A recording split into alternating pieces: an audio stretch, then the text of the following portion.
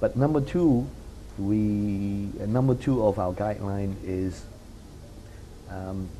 strategic thinking is teachable and must be taught to all levels of management. Now, all levels management means down to the supervisor. Right.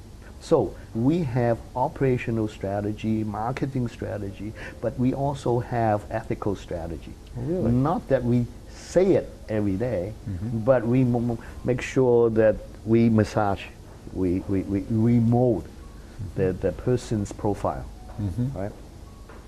And so giving people the ability to make decisions is like giving them a gun.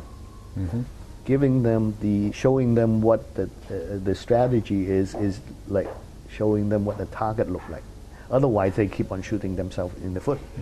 Right? And then the third one is the corporate culture is an extension of the family culture. Not nepotism, but it's a tribal culture. Now, when you do the three things combined, then ethics become part of the family behavior, and then the strategy, and then also the decision part of your everyday decision. So we combine the three, where you give the guy the ability or the power to make decisions, so that he practice making decisions, he practice innovation every day. And if he make mistakes, let's say in an ethical sense, then he would have to reflect on it, because then he take the second guideline and say, well, the company has this culture strategy, and I couldn't, we shouldn't really, I shouldn't really repeat this kind of ethical mistake. I see. Yeah. And in the hiring process, obviously, as you were beginning, you were adding people fairly rapidly, Yes. but not the whole world all at once, of course. And that must have put a lot of weight on people's personal, shall we say, gut feel, Yes. as to whether this person that we're considering hiring is going to operate not only effectively from a performance aspect, but also from an ethical Right. aspect. And you've also said that you by and large, promoted from within, Yes. so that you have a good sense of what's going on. Yes. Do you think, and have you any sense that there's sort of a self-selection of the kinds of people that DHL looks for and hires, that only those who accept this ethical orientation will seek to get jobs, or do you have to really winnow out those that are? No. I think only those who fit into that get promoted. Yeah. And it's a natural selection in the promotion process, not in the recruitment process.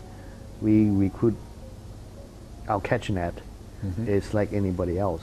But also, we hire character and we train them on the skill. Because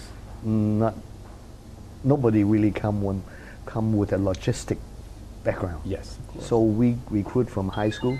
So when we hire, we catch them the same thing as anybody else. Then our selection gets better because we have a pretty good brand name in the community.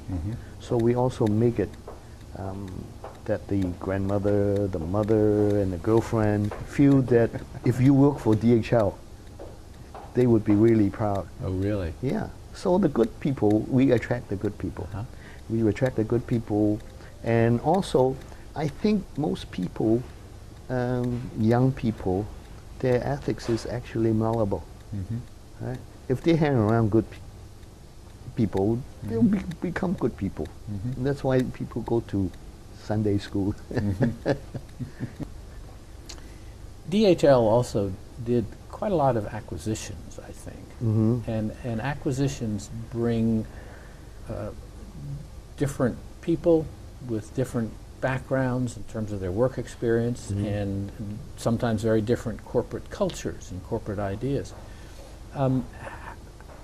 What did you do to try and make these acquisitions work effectively, particularly with regard to the ethical issues? Correct. I think DHL came onto the screen in the last 5 years. Before that, it didn't. Actually, before that, we didn't acquire anyone. We don't acquire company. When one of our, when we need something, or when one of our competitors say, "Would you like to buy us?" we usually buy the business. We don't buy the people. I see. Right. So, I would say up to the end of last century, 1999, we never really acquire. No, we're talking about the DHL Express, the courier side. Okay. We don't buy companies for exactly the same reason. That reason. We rather pay for their getting their customer. Come, okay. You want to sell your business. You want to sell your company. We don't buy company. We buy your business. I see. And also very rarely we buy your people.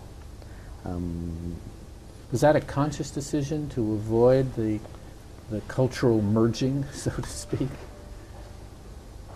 We hire people, we have to get rid of them because we will be competing in the same market, and we compete. We were so fierce or so good as a competitor. That's why we push people off the block.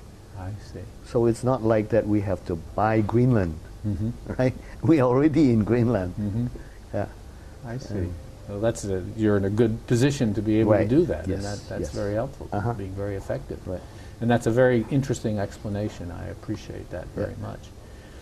One of the things that is always difficult is sometimes there are clients or there are customers or there are suppliers who don't have the same ethical values.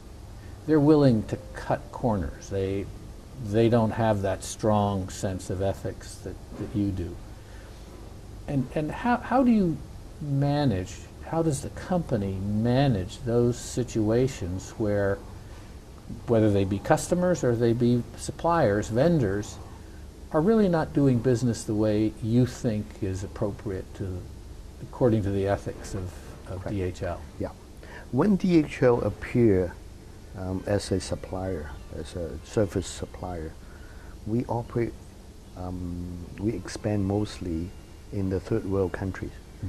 In the third world countries, back in the early